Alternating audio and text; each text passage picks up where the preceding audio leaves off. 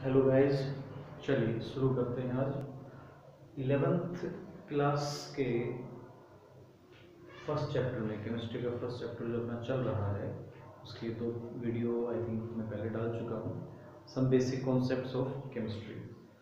मैं एक बार फिर 11th क्लास में जो नए बच्चे अब आए हैं 10th के एग्ज़ाम देने के बाद 11th क्लास में साइंस स्ट्रीम जिन्होंने चूज़ किया है, साइंस पढ़ने का मन जिन्होंने बनाया है, उन बच्चों से मैं फिर एक बार कहना चाहूँगा, बेटा आपको 1% भी बिल्कुल कोई टेंशन नहीं लेनी है। आप फ्री माइंड से साइंस स्ट्रीम चूज़ यदि आपने की है, आपका टारगेट है डॉक्टर बनने का, इंजीनियर बनने का, या फिर डॉक्टर इंजीनियर नहीं, क्योंकि मोस्टली साइंस में क्या होता है कि लोग कहते हैं साइंस वो ले जिसको डॉक्टर बनना है तो मेडिकल ले, इंजीनियर बनना है तो नॉन मेडिकल ले। भाई इसके अलावा बहुत सारी स्ट्रीम्स हैं, बहुत सारी ऑप्शंस हैं। आप टीचर बन सकते हैं, प्रोफेसर बन सकते हैं, साइंटिस्ट बन सकते हैं। साइंटिस्ट साइंस वाला ही बनता हो तो आर्ट्स कॉमर्स वाला तो बन ही नहीं सकता ना। इसके अलावा आप नेवी एयरफोर्स में एनडीए के थ्रू ऑफिसर लाइन से डायरेक्ट जा सकते हैं। आप आईएएस का एग्ज़ाम भी दे सकते हैं, आईएएस, ठीक है। आप जो कुछ करना चाहिए, साइंस वाला बच्चा कुछ भी कर सकता है, क्योंकि साइंस सबसे ऊपर है। आप आफ्टर 12th यदि आपका मन करे कि मुझे सिविल सर्विसेज की तैयारी करनी है तो आप साइंस छोड़ के आर्ट्स में जा सकते हैं इजीली, कोई दिक्कत नहीं है। तो मुझे लगता है कि साइंस वाले बच्चे जो 11th-12th में साइंस पढ़ लेते हैं अच्छे से मन करके, मेहनत करके, उनमें एक एक्स्ट्रा मेहनत करने की आदत बन जाती है, सिटिंग हैबिट डेवलप हो जाती है, तो वो आगे चल के और अच्छा कर सकते हैं बजाय दूसरे स्ट्रीम्स के। मेरा खुद का पर्सनल ओपिनियन है, तो इसमें कोई ऐसी बात नहीं। चलिए शुरू करते हैं। अभी आज हम स्टार्ट करेंगे laws of chemical combinations. Laws of chemical combinations आसान टॉपिक है। मतलब केमिस्ट्री में केमिकल रिएक्शंस होती हैं। रिएक्शंस कब होती हैं? जब रिएक्टेंट पार्टिकल्स आपस में टकराते हैं, कोलाइड करते हैं, ठीक है ना, कंबाइन होते हैं। Laws of chemical combinations, chemistry में जितने भी केमिकल कॉम्बिनेशंस होते हैं, रिएक्टेंट्स, अलग अलग रिएक्टेंट्स मिलकर बहुत सारे अलग अलग तरह के प्रोडक्ट्स बनाते हैं, तो वो रिएक्शंस, सभी रिएक्शंस कुछ रूल्स को फॉलो करती हैं। कुछ ऐसे रूल्स हैं जो सभी रिएक्शंस में फॉलो होते हैं। बिना उन रूल्स के ऐसे कोई रिएक्शन नहीं होगी जहाँ पे वो रूल फॉलो नहीं होता होगा, है ना। तो उन लॉज के बारे में हम बात करेंगे।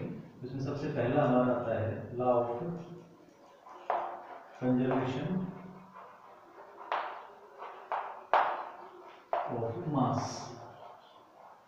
Law of conservation of mass, नाम से ही पता लग रहा है, सिंपल सा है। लॉ मतलब नियम, कंजर्वेशन मतलब संरक्षण, बचा के रखना, सुरक्षित रखना, ऑफ मास वो नियम, वो लॉ जिसके अकॉर्डिंग हम ये बताते हैं कि भाई रिएक्शंस के अंदर मास ना तो खर्च होता है ना नया बनता है, जितना है उतना ही रहता है। सिंपल बात ना। केमिकल रिएक्शंस के अंदर हम ना तो मैटर को, मैटर मतलब पदार्थ, ना तो बना सकते हैं ना खत्म कर सकते हैं, जितना है उतना ही रहता है। इसको हम बोलते हैं simple law of conservation of mass. तो इस लॉ के अकॉर्डिंग हम क्या लिख सकते हैं? किसने दिया था ये law? Law of conservation of mass Lavoisier ने दिया था, ठीक है। तो इस लॉ के according to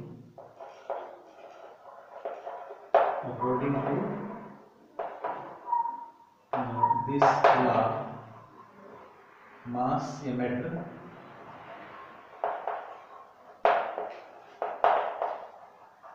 neither be created nor destroyed, nor be destroyed। ना तो हम क्रिएट कर सकते हैं ना हम डिस्ट्रॉय कर सकते हैं, जितना है उतना ही रहेगा। मान लेते हैं कि A प्लस B, ये दो रिएक्टेंट है, इनसे C प्लस B बनता है। तो A का मान लीजिए A ग्राम, इसका B gram, A gram of A, B gram of B, react to form X gram of C and Y gram of D। तो इस लॉ के अकॉर्डिंग क्या होना चाहिए? A plus B must be equal to X plus Y। मतलब mass of reactants reaction से पहले और रिएक्शन के बाद मास ऑफ प्रोडक्ट्स वो बराबर होने चाहिए।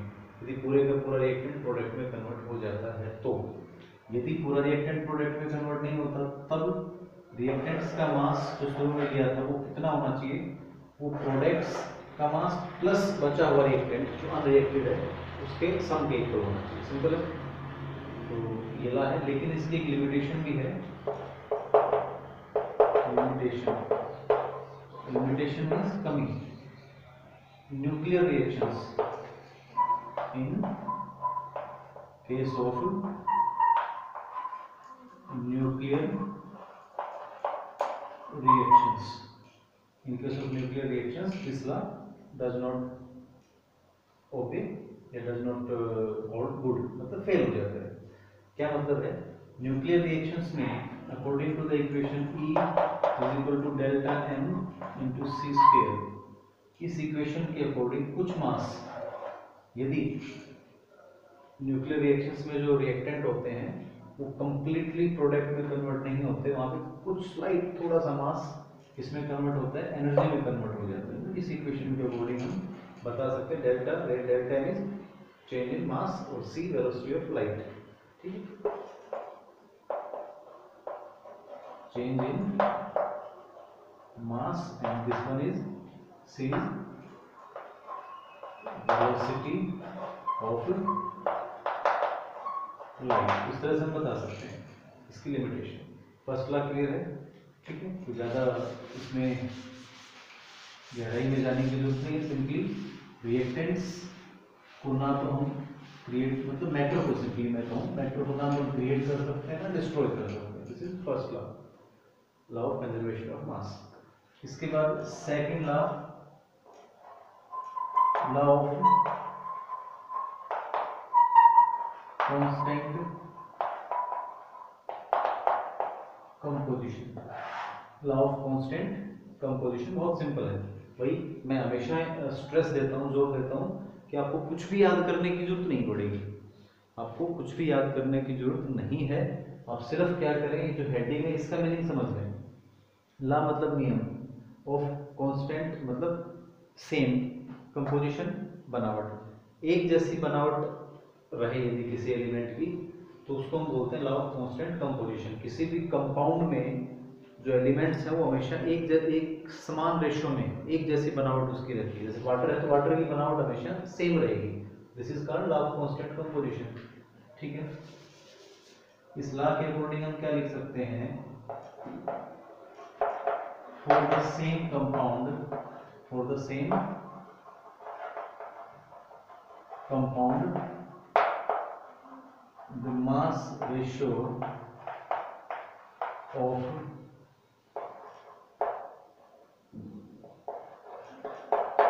different elements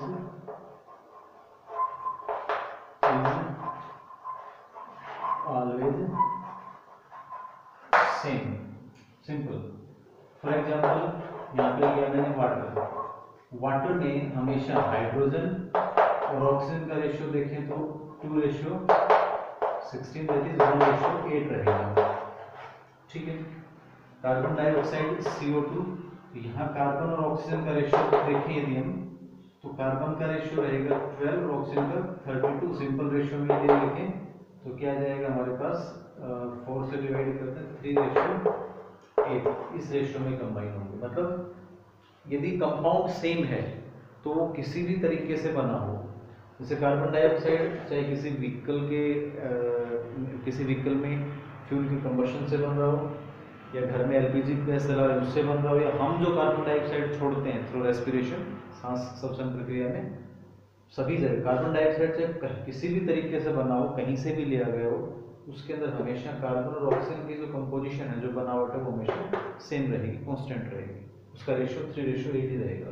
वाटर चाहे कहीं से भी लिया गया हो, किसी भी तान में, एक मजाक के तौर पे बोलता हूँ, चाहे पाकिस्तान से लाओ, चाहे कजाकिस्तान से, चाहे अफगानिस्तान से, चाहे हिंदुस्तान से, किसी भी तान से लाओ, किसी भी तान से कहीं से भी लिया जाए, कहने का मतलब वाटर का सैंपल यदि वाटर है, प्योर वाटर है, तो उसके अंदर हाइड्रोजन और ऑक्सीजन का मास रेशियो हमेशा 1:8 रहेगा, फिक्स रहेगा। ठीक है, this is called law of constant composition. अब एक इसकी भी लिमिटेशन आती है, लिमिटेशन इसकी भी है। क्या है लिमिटेशन? हमारे पास आइसोटोप्स होते हैं in case of elements having isotopes. देखिए, एक तो वाटर नॉर्मली हमने बनाया हाइड्रोजन और ऑक्सीजन से, दूसरा हम लेते हैं D2O हैवी वाटर जिसको बोल देते हैं। तो यहाँ मास रेशियो क्या आ जाएगा? 4:16, दैट इज 1:4। ड्यूटेरियम का एटॉमिक मास 2 होता है ना, ये ड्यूटेरियम लिया हमने हाइड्रोजन की जगह पे, हाइड्रोजन का आइसोटोप 4:16 दैट इज 1:4 आ जाएगा। या कार्बन डाइऑक्साइड में CO2 के अंदर कार्बन 12 ले, एक बार तो हम यहाँ पर मैंने कार्बन 12 लिया हुआ है, यहाँ कार्बन यदि 14 ले लेते हैं, कार्बन 14, कार्बन के आइसोटोप होते हैं ना, मास रेशियो क्या आएगा? 14:32। इसको टू सिंप्लीफाई करेंगे तो 7:16, समझ रहे हैं? यहाँ पे 3:8 था, वहाँ पे 7:16 हो जाएगा। इस तरह से हम दिखा सकते हैं कि जहाँ आइसोटोप्स होते हैं जिन एलिमेंट्स के, यदि अलग अलग आइसोटोप्स को लेकर यदि कंपाउंड बनेगा उनको मिला के, तो फिर मास रेशियो डिफरेंट हो सकता है, उसका जो कंपोजिशन है वो डिफरेंट हो सकता है। ये हमारा सेकंड लॉ, क्लियर हुआ? आसान है, ठीक है। इसके बाद थर्ड लॉ पे चलते हैं। Next, law of multiple proportions. Third one is law of multiple proportions। law of multiple proportions ये बहुत आसान है। यहाँ दो एलिमेंट लेंगे हम, A एंड B। पहले एक बार मैं समझा देता हूँ। जैसे मान लीजिए एलिमेंट A एंड B, दो एलिमेंट लिया हमने। एक एलिमेंट का मास फिक्स रहेगा, दूसरे एलिमेंट का मास चेंज होगा। जैसे एक बार A B बना, एक बार हम दिखाएं A के साथ 2B कंबाइन कर दिए तो AB2 हो गया, A के साथ 3B कंबाइन हो जाए तो AB3, समझ रहे? When two elements combine in different ways, अलग अलग तरीके से कंबाइन हो रहे हैं, वहाँ एक एलिमेंट का मास फिक्स है, A का मास हमने फिक्स रखा, उसके साथ सेकंड एलिमेंट का मास अलग अलग रेशियो में कंबाइन हो रहा है, अलग अलग तरीके से कंबाइन हो रहा है, डिफरेंट मास कंबाइन हो रहा है। तो इन सभी कंपाउंड्स में क्या रहेगा? जिस एलिमेंट का मास चेंज हो रहा है ना, अलग अलग मास हमने लिया, उसका यदि मास रेशियो ले तो वो सिंपल मल्टीपल में आएगा, ठीक है, समझ रहे हो? यहाँ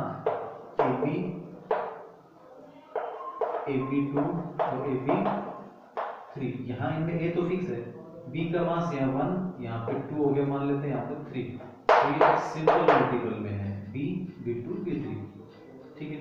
डिफाइन कैसे करेंगे? when two elements, let A and B combine with each other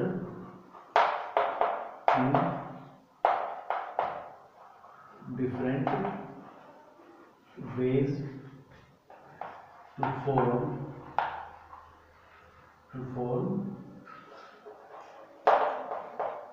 different compounds, then mass of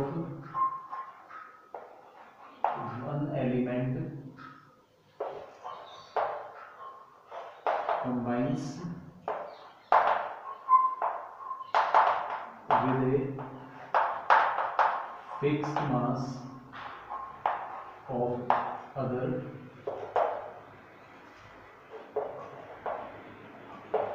and the mass ratio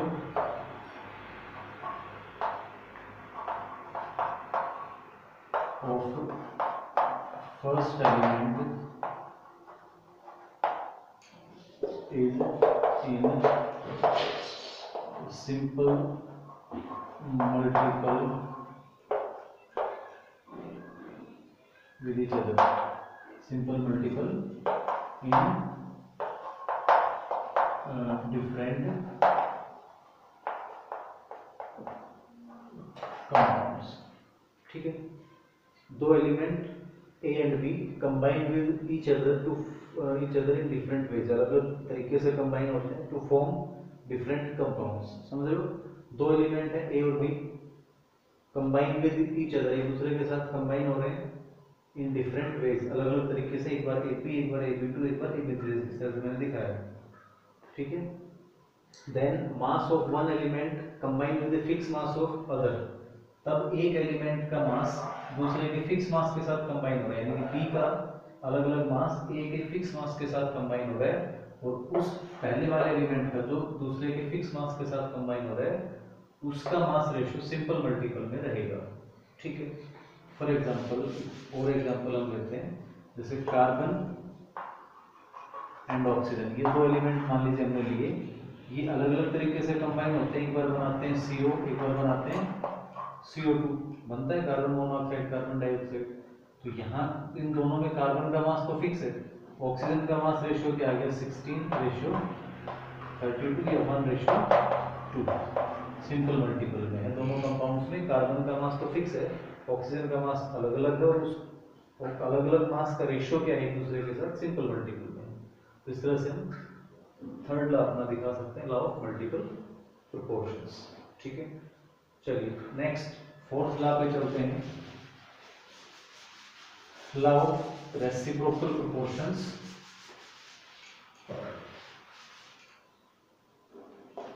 fourth one is law of reciprocal proportions, law of reciprocal proportions. यहाँ तीन element लेंगे हम, यहाँ क्या लेंगे, तीन element A B C मान लेते हैं, ठीक है। तीन element A B and C, A B and C मान लिया। यहाँ ए सी के साथ कंबाइन होता है, फिक्स मास के साथ ए सी बनाता है, बी उसके साथ कंबाइन होकर बी सी बनाता है, तो ये डायरेक्ट एक दूसरे के साथ ए बी बना सकते हैं, ठीक है। समझ लीजिए, पहले हम दिखाएंगे कैसे कि तीन एलिमेंट हैं, उनमें से दो एलिमेंट मान लेते हैं ए और बी, सी के फिक्स मास के साथ कंबाइन हो रहे हैं और बना रहे हैं ए सी और बी सी, ठीक है। और वो दोनों डायरेक्ट एक दूसरे के साथ खुद कंबाइन होकर बनाते हैं ए बी। तो यहाँ हम क्या दिखाएंगे, mass ratio of A and B, mass ratio of A and B, जब वो सी के साथ कंबाइन होकर ए सी और बी सी बना रहे हैं, सी का तो मास वहाँ पे फिक्स है, तो ए और बी का मास रेशियो इन दोनों कंपाउंड्स में जो रेशियो आएगा वही रेशियो रहेगा या सिंपल मल्टीपल में रहेगा इसके, जब ए और बी डायरेक्ट आपस में एक दूसरे के साथ कंबाइन होकर ए बी बनाते हैं, ठीक है। हम क्या दिखा सकते हैं, मास रेशियो या वेट रेशियो भी बोल देते हैं इसको यहाँ पे, of A and B in AC and BC क्या है, A रेशियो B मान लिया, ठीक है, क्योंकि वहां पे C का मास फिक्स है। should be same or in simple multiple with the mass ratio of AB, A and B in AB। यही डेफिनेशन और यही समझना है बस, इससे ज़्यादा कुछ नहीं है। बुक्स में अलग अलग तरीके से मिलेगा, mass ratio of A and B in AC and BC is A ratio B है, ए रेशियो बी हम निकाल सकते हैं वहां से, शुड बी सेम और in simple multiple with the mass ratio of A and B in AB। ए और B का जो मास रेशियो AB में आएगा उसके सेम होना चाहिए, सिंपल मल्टीपल में होना चाहिए, ठीक है। एक एग्जांपल लेते हैं, फॉर एग्जांपल कार्बन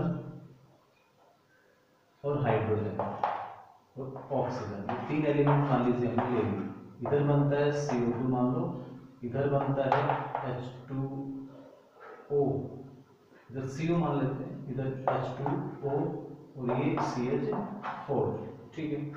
तो मास रेशियो ऑफ कार्बन और हाइड्रोजन का मास ratio of carbon and hydrogen in CO और H2O यहाँ पे निकालें तो कार्बन और हाइड्रोजन का मास रेशियो क्या आएगा भाई? ऑक्सीजन का मास तो फिक्स है दोनों जगह पे, तो कार्बन का यहाँ पे आ गया 12 और हाइड्रोजन का आ गया 2, 12 और 2, ठीक है। तो इसको हम लिख सकते हैं 6:1 सिंपली, ठीक है। और इसी तरह से मास ratio of carbon and hydrogen in methane यदि निकालें तो यहाँ पे कार्बन और हाइड्रोजन का रेशियो क्या आएगा? 12 रेशियो यहाँ पे 4। तो सिंप्लीफाई जब इसको करेंगे तो ये हमारे पास क्या आ जाएगा? 3:1, ठीक। 3 रेशियो, मैं इसको उधर लिख लेता हूँ, ऊपर लिख लेता हूँ, क्या आ जाएगा हमारे पास? इसको सिंप्लीफाई करेंगे तो 3:1, ठीक है। अब हमारे पास दो रेशियो हैं, क्या? 6 रेशियो, इसको मैं ऐसे लिख दूँ, और 3:1। तो ये दोनों एक दूसरे के साथ क्या है? सिंपल मल्टीपल में है, ठीक है ना। कार्बन और हाइड्रोजन का रेशियो ये कहाँ पे है? CO और H2O से कार्बन और हाइड्रोजन का रेशियो, और ये 3:1 या 3:1 कहाँ से आ रहा है? मीथेन में कार्बन और हाइड्रोजन का रेशियो, क्लियर हुआ? तो ये दोनों एक दूसरे के साथ क्या है? सिंपल मल्टीपल में है। और भी एग्जांपल ले सकते हैं, चलिए देखते हैं और एग्जांपल लेते हैं। सल्फर के साथ ऑक्सीजन और हाइड्रोजन कंबाइन होते हैं, मान लेते हैं इधर SO2 बनता है, इधर H2S बनता है। सल्फर दोनों जगह सेम है, और ये दोनों डायरेक्ट कंबाइन होकर वाटर बनाते हैं, ठीक। तो रेशियो ऑफ सल्फर नहीं, oxygen and hydrogen in SO2 and H2S यदि हम देखें तो क्या आएगा हमारे पास? O2 और H2, 32:2, दैट इज, इसको हम लिख सकते हैं 16:1, 16:1, सिंपल मल्टीपल में है, ठीक है। 16:1। इसी तरह से ratio of oxygen and hydrogen in H2O यदि निकले, डायरेक्ट जब ये कंबाइन हो रहे हैं H2O, तो यहाँ रेशियो क्या आ जाएगा ऑक्सीजन और हाइड्रोजन का? 16:2, 16:2, या सिंप्लीफाई करके हम लिख सकते हैं 8:1, ठीक है, 8:1। अब इन दोनों का यदि आपस में रिलेशन देखें तो क्या आएगा भाई? 16:1 रेशियो 8:1, ये दोनों एक दूसरे के साथ क्या है? सिंपल मल्टीपल में है, हम लिख सकते हैं 2:1। इन दोनों रेशियोज का रेशियो आपस में निकाल रहे हैं तो क्या आ रहा है? 2:1। ये चीज हमने बताई थी लॉ ऑफ मल्टीपल प्रोपोर्शन में कि when in 3 elements, 2 elements combine with a fixed mass of third, first and second element when combined with a fixed mass of element third, then the mass ratio of element 1 and 2 in their compounds should be in simple multiple with the mass ratio of these elements when they combine directly with each other to form a compound, ठीक। Simply आप इसको याद कर लेंगे, समझ लेंगे, law of reciprocal proportions इस तरह से दिखा सकते हैं, ठीक है। इसके बाद लास्ट वन हमारा law of gases, combination of gases, law of combining gases. चलिए last one, fifth law, Gay-Lussac's law. ये सिर्फ गैसेस के लिए है, तो गैसेस कंबाइन हो और प्रोडक्ट भी गैसेस बने यदि, if all the reactants and products, if all the reactants and products are gases and all the measurements are done under similar conditions of temperature and pressure, then their volumes must be in simple multiple with each other। आसान है। सभी reactant और product gaseous state में हो यदि, और उनके जो नापतोल है, मेजरमेंट जो कर रहे हैं, वॉल्यूम वगैरह नाप रहे हैं सभी गैसेस का, रिएक्टेंट्स और प्रोडक्ट्स का, यदि वो सेम टेम्परेचर और प्रेशर कंडीशंस पे किया जाता है तब वो सभी उन सभी के वॉल्यूम्स का रेशियो क्या रहेगा, सिंपल मल्टीपल में रहेगा।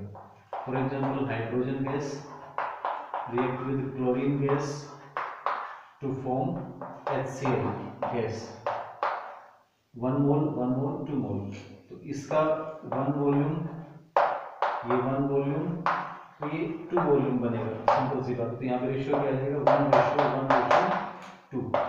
ठीक है, इस तरह से हम दिखा सकते हैं गेल यूसेक के अकॉर्डिंग, यदि सभी रिएक्टेंट और प्रोडक्ट गैसियस स्टेट में हैं, ठीक है, क्या है, सभी रिएक्टेंट और प्रोडक्ट गैसियस स्टेट में हैं, सभी मेजरमेंट सेम टेम्परेचर और प्रेशर कंडीशंस पे किए जा रहे हैं, तब उनके वॉल्यूम्स का रेशियो एक दूसरे के साथ सिंपल मल्टीपल में रहेगा। ठीक है, तो ये हमारे सभी लॉज कंप्लीट हो जाते हैं। नेक्स्ट वीडियो में हम डाल्टन्स एटॉमिक थ्योरी और उसके आगे स्टार्ट करेंगे। आज के लिए इतना ही, थैंक यू।